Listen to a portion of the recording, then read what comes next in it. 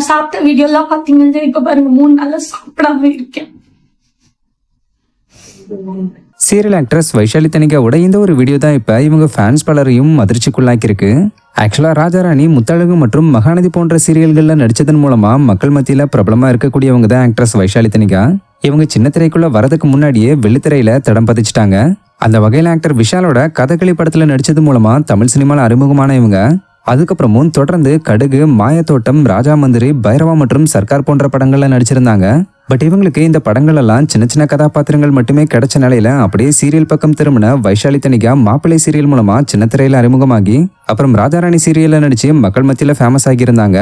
தொடர்ந்து இவங்க முத்தழகு, ஆனந்தராகம் மற்றும் மகாநதினி இப்படி பல சீரியல்கள்ல நடிச்சிருந்தாலும் மோஸ்ட்லி இவங்க நெகட்டிவான கேரக்டர்ஸ்ல தான் நடிச்சிருக்காங்க. பட் இவங்க தன்னுடைய டெலிவரிக்கு அப்புறம் எந்த ஒரு ப்ராஜெக்ட்லயுமே கமிட் ஆகல. குழந்தைய பாத்துக்கிறது ஃபுல் டைம் வேலையா பாத்துக்கிட்டு வராங்க. அதே நேரத்துல இவங்க சோஷியல் மீடியால ஆக்டிவா தான் இருக்காங்க. குழந்தையோட விளையாடுற வீடியோ, சாப்பிட்ற வீடியோ மற்றும் ப்ரொமோஷன் வீடியோவெல்லாம் ஷேர் பண்ணிக்கிட்டு வந்துகிட்டு தான் இருக்காங்க.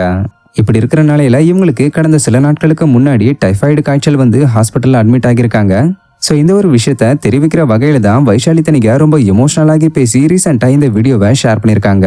நான் சாப்பிட்ட வீடியோலாம் பாத்தீங்கன்னா இப்ப பாருங்க 3 நாளா சாப்பிடாம இருக்கேன்.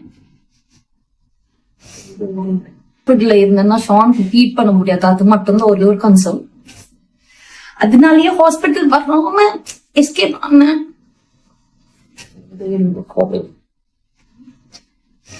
இதுல அவங்க நான் நல்லா சாப்பிட்ட வீடியோஸ்லாம் பார்த்துருப்பீங்க. பட் இப்போ நான் சாப்பிட்டேன் 3 நாள் ஆச்சு. இது கூட பிரச்சனை இல்லை. ஆனால் இப்போ ஹாஸ்பிட்டலில் இருக்கிறதுனால குழந்தைக்கு ஃபீட் பண்ண முடியாமல் இருக்கேன். இதுதான் ரொம்ப கஷ்டமா இருக்கு. இதனால தான் நான் ஹாஸ்பிட்டல் வரதை முடிஞ்ச அளவுக்கு தவிர்த்தேன்னு பேசியிருக்காங்க. இந்த வீடியோ இப்போ சோஷியல் மீடியால வைரல் ஆகி இவங்க ஃபேன்ஸ்ல இருந்து சின்ன திரை பிரபலங்கள் வரைக்கும் இப்படி பலரும் கவலைப்படாதீங்க, சீக்கிரமே நீங்க குணமாகி வந்துருவீங்கன்னு சொல்லி ஆறுதலா பேசிக்கிட்டு வராங்க.